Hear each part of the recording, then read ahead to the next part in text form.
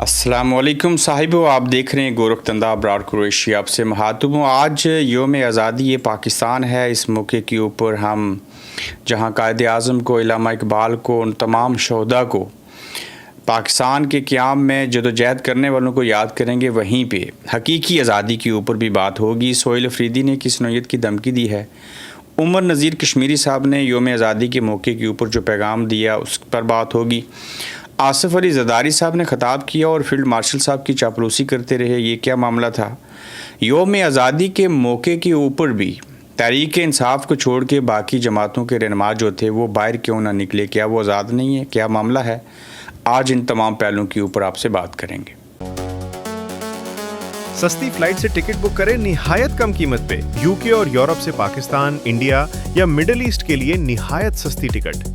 Promo code use करें और हासिल करें 10% ऑफ। सबसे पहले आप तमाम देखने और सुनने वालों को योम आज़ादी पाकिस्तान मुबारक हो। इस मौके के ऊपर हम जो है वो कायद आज़म मोहम्मद अली जिन्ना को, बानी पाकिस्तान को याद करते हैं, सर सैयद अहमद ख़ान को याद करते हैं, पाकिस्तान का ख्वाब देखने वाले इल्लामा इकबाल को याद करते हैं। कितने और ज़्यादा लोग हैं जिनकी बड़ी खिदमात हैं पाकिस्तान को बनाने में और अंग्रेज़ों से आज़ादी हासिल करने में।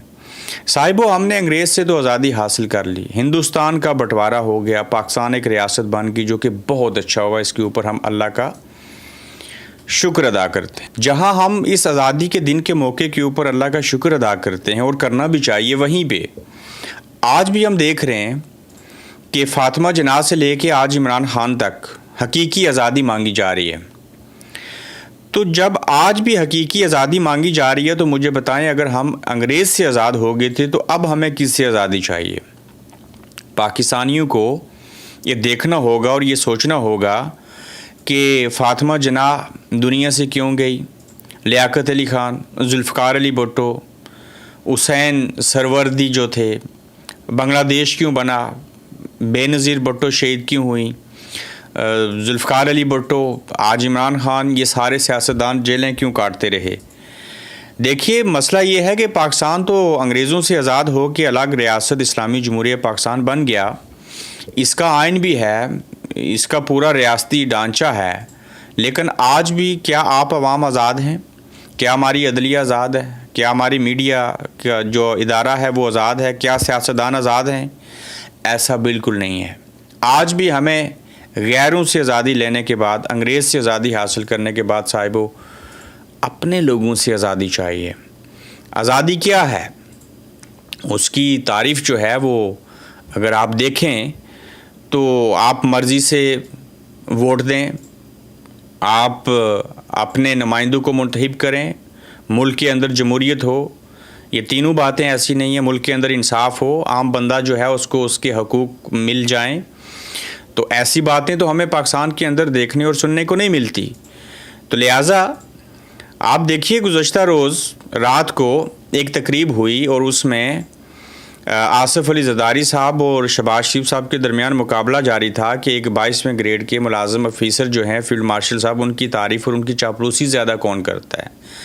देखिए, डोनाल्ड ट्रंप के बारे में कहते हैं आसिफ अली ज़रदारी सदर पाकिस्तान के 90 दफ़ा जिक्र किया कि हमारा फील्ड मार्शल। पहली तो बात है, उन्होंने हमारा फील्ड मार्शल नहीं कहा, फेवरेट फील्ड मार्शल कहा।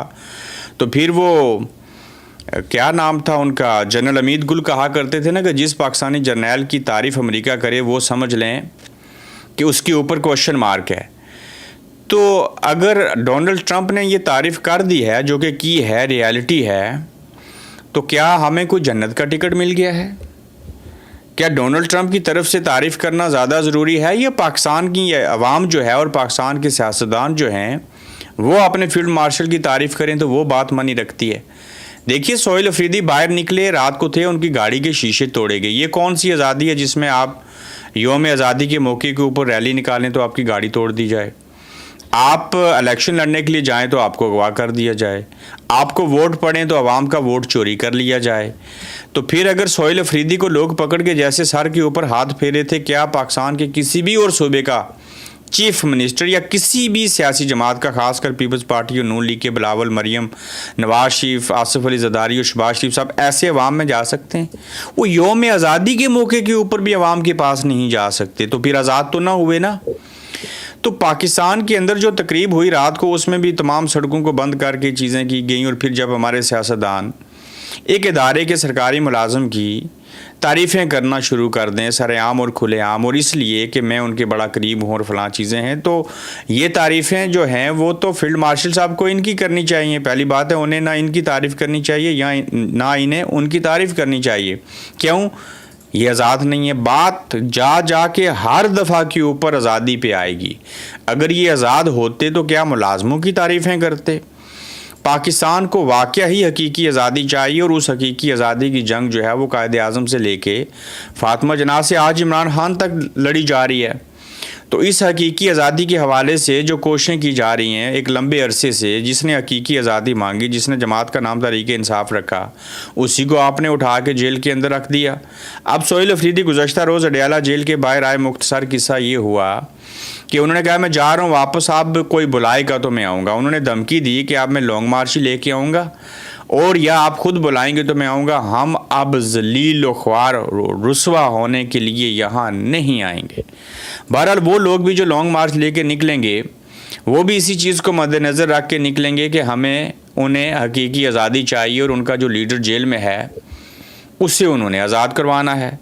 آج 14 اگست یوم آزادی کو 79 برس ہو چکے ہیں۔ یہ ملک جو ہمارے آباء و اجداد نے بڑی قربانیاں دے کے حاصل کیا تھا، یہ علامہ اقبال کے خوابوں کی تعبیر تھا، اور قائد اعظم کی دن رات کی محنتوں کا نتیجہ تھا، عوام کی قربانیوں کا صلہ تھا۔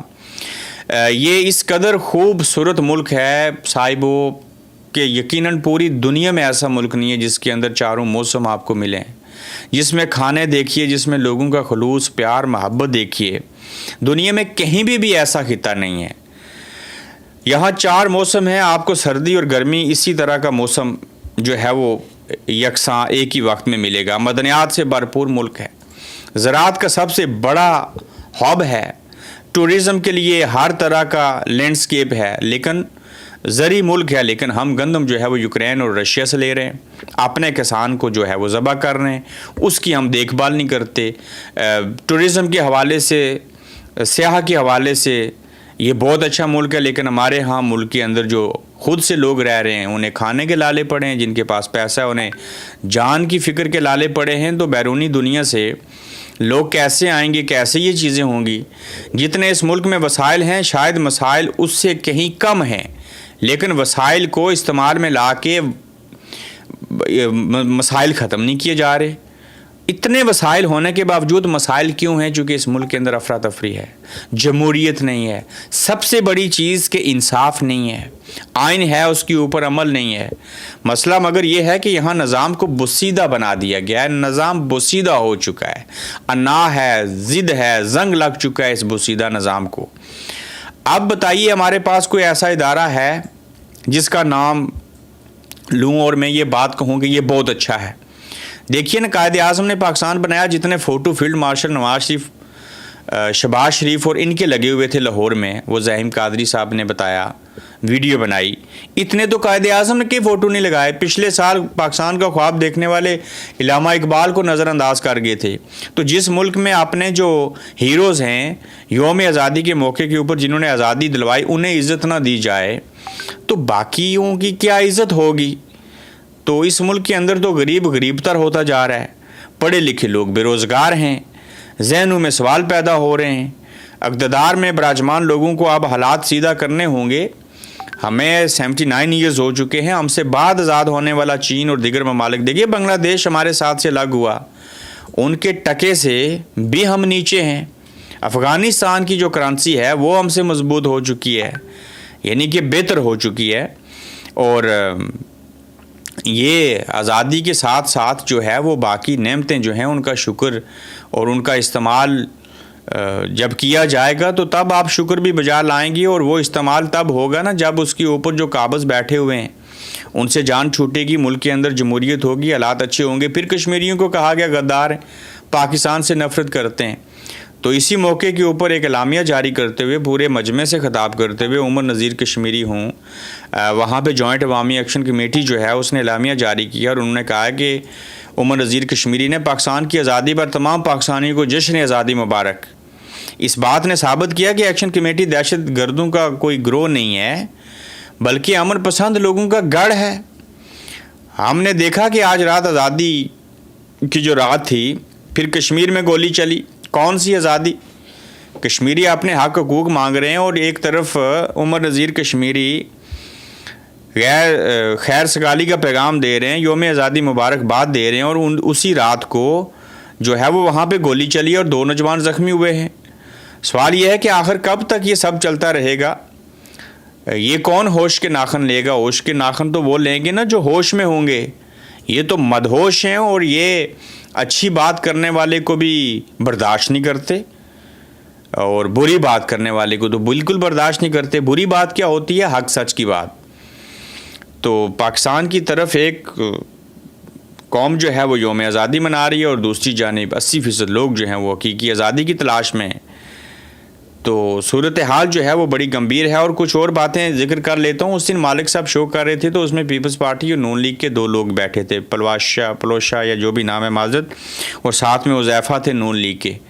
وہ مالک صاحب نے کہا جی کہ جو نبی کریم صلی اللہ علیہ وسلم کی حدیث ہے نا اور جو قرآن کی آیت ہے منافقین کے حوالے سے, پوری سورہ ہے, آیت نہیں ہے, اور منافقین کی تمام نشانیاں پیپلز پارٹی اور نون لیگ میں پائی جاتی ہیں. تو پیپلز پارٹی کی خاتون پوچھتی ہیں کہ بتائیے کون کون سی نشانیاں. شاید مالک صاحب کو پتہ نہیں تھا. انہوں نے کہا نشانیاں تو میں بعد میں بتاؤں گا, یہ میں کہہ رہا ہوں کہ آپ پیپلز پارٹی اور نون لیگ میں وہ ساری نشانیاں پائی جاتی ہیں جو منافق میں ہوتی ہیں اور منافقین میں ہوتی ہیں. صاحب وہ سمپل سی بات ہے. منافق کی 3 نشانیاں یہ ہیں: بات کرے تو جھوٹ بولے, وعدہ کرے تو وعدہ خلافی کرے, امانت دیں تو خیانت کرے. بات کرتے ہیں جھوٹ بولتے ہیں, وعدہ کرتے ہیں وعدہ خلافی کرتے ہیں, عوام ووٹ دیتی ہے امانت ہوتی ہے اس میں خیانت کرتے ہیں. تو منافق کی وہ تینوں نشانیاں ان کے اوپر فٹ آتی ہیں. اب یہ جو صوبوں کی بات ہو رہی ہے اور اس سلسلے میں محمد مالک صاحب نے کہا کہ وفاقی حکومت اور پنجاب کی حکومت بڑے سکون سے یہ کہہ رہی ہیں کہ سب اچھا ہے, کچھ بھی برا نہیں ہے, لیکن سب اچھا نہیں ہے. پنجاب حکومت لوکل باڈیز کے نئے رولز کو فائنلائز کر رہی ہے. آصف زرداری اور نواز شریف میں اتفاق ہے کہ ہم نے نئے صوبے نہیں بننے دینے. یہ محمد مالک صاحب کہہ رہے ہیں کہ ہم نئے صوبے بننے دیں گے تو سندھ نکل جائے گا ہاتھ سے, ہماری مناپلی ٹوٹ جائے گی. پنجاب 70% پاکستان ہے وہ ہم سے نکل جائے گا. تو اگر یہ دونوں ایک پیج کے اوپر ہیں اور پھر دیکھیے نا منافقت کی انتہا ہے کہ اوپر سے کہتے ہیں 28ویں ترمیم بھی ہو جائے اور ساتھ میں یہ کوشش کر رہے ہیں کہ صوبے نہ بنے. حالانکہ میں اس بات کا حقدار ہوں, میں چاہتا ہوں, حقدار نہیں, میں سمجھتا ہوں کہ پاکستان کے اندر صوبے بننے چاہیے. لیکن صوبے بنانے کے لیے دیکھنا یہ ہے کہ کون یہ کر رہا ہے, کیوں کر رہا ہے, کب کرے گا. ایک صوبہ بننے کے اوپر 1.5 ٹریلین روپیز چاہیے, ملینز آف ڈالر یہ بنتے ہیں. تو وہ کہاں سے آئیں گے؟ ظاہر ہے وہاں عمارتیں بنے گی, نیا سٹاف آئے گا, نئی نوکریاں آئیں گی, سارا عمل ہوگا. تو پاکستان کے پاس تو کھانے پینے کے لالے پڑے ہیں. تو صوبے تو سٹیپ بائی سٹیپ بنائے جا سکتے ہیں. اس سے ملک کو فائدہ ہوگا, آپ کا کنٹرول بہتر ہوگا. 25 کروڑ آبادی ہے, آپ کے صرف 4 صوبے ہیں. میں کہتا ہوں 32 نہیں 38 صوبے ہو جائیں, اس میں کوئی ممانعت نہیں ہے. اور کنٹرول ہو, وہاں گرفت ہو, بڑا خوبصورت جو ہے وہ وہاں پہ نظام ہونا چاہیے. جسٹس منصور علی شاہ صاحب نے بڑے عرصے کے بعد بیان دیا ہے اور ان کا بیان جو ہے میں آپ کے سامنے رکھتا ہوں. سابق سپریم کورٹ کے جج کہتے ہیں کہ یہاں مجھے اپنی ہی ادارے کی بات کرنی ہوگی کیونکہ سب سے بڑا نقصان جرنیلوں اور افسر شاہی نے نہیں بلکہ ججوں نے پہنچایا. میں کہتا ہوں تاریخ میں پہلی بار کسی سابق جج نے اپنے ججوں کے بارے میں صحیح بات کی. جرنیلوں سے زیادہ, افسر شاہی سے زیادہ اور اشرافیہ سے زیادہ بالکل عدلیہ نے نقصان پہنچایا اس ملک کو, اور یہ واحد ادارہ ہے. اس کے بعد میڈیا ہے, پھر اسٹیبلشمنٹ اور پھر سیاستدان, بلکہ ایک طبقہ میں بھول گیا. سب سے زیادہ نقصان عدلیہ پہلے پہ اور دوسرے پہ جو ہیں وہ صاحب ملا ہیں, علماء ہیں. دیکھیے وہ کہتے ہیں کہ عدلیہ کا کام شہریوں کی ڈھال بننا تھا. وہ واحد ادارہ جس کا مقصد قانون کے بل بوتے پر طاقتوروں کے سامنے نہ کہنا تھا, لیکن یہ تو الٹا لیٹ جاتے رہے. لیکن یہ بھی انگریز دور کا ہی ایک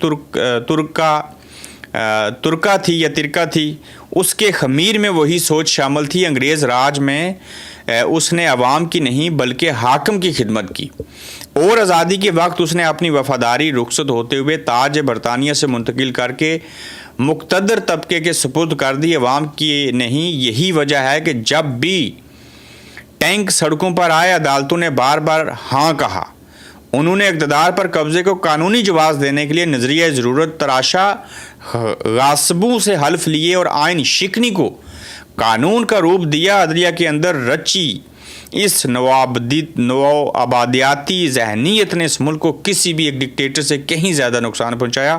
100% بات ٹھیک کہہ رہے ہیں، کہتے ہیں کہ کیونکہ اس نے آئین کے محافظ کو ہی اس کی پامالی کا سہولت کار بنا دیا۔ جسٹس منصور علی شاہ کے تاریخی الفاظ ہیں، اور یقین جانیے یہی وہ حقیقت ہے جسے عام بندے کو جاننا ہے۔ دیکھیے عدلیہ، ہمارے ملا، ہمارے سیاستدان، ہمارے ملٹری اسٹیبلشمنٹ، ہمارا میڈیا، یہ پانچوں ڈپارٹمنٹ جو ہیں اس ملک کو تباہ کرنے میں ان سب کا کردار ہے، کسی کا تھوڑا ہے، کسی کا زیادہ ہے، اور ان سب کو کنٹرول کرنے والا ایک ادارہ ملٹری اسٹیبلشمنٹ ہے۔ اس پورے عمل میں صرف عدلیہ ٹھیک ہو جائے اور میڈیا، ملا کو چھوڑیں، ان کو ٹھیک کر لے گی عوام، یقین جانیے اس ملک کے اندر انصاف بھی ہو، عوام کو ریالٹی بھی دیکھنے اور سننے کو ملے۔ لیکن کب اور کیسے آزاد ہوں گے؟ آج آزادی کا دن ہے، یہ تمام لوگوں کو، ملٹری اسٹیبلشمنٹ سے تمام اداروں کو جو ہے وہ آزادی چاہیے۔ اگر آزادی مل جائے، یہ سیاستدان سب اچھے ہیں، کوئی چھوٹی برائی ہے، کوئی بڑی برائی ہے، لیکن اوورآل سیاستدان ان سے لاکھ درجے بہتر ہیں۔ تو صاحبو اپنا خیال رکھیے گا، اپنا فیڈ بیک دیجیے گا، تو جلد انشاءاللہ آپ سے پھر ملیں گے۔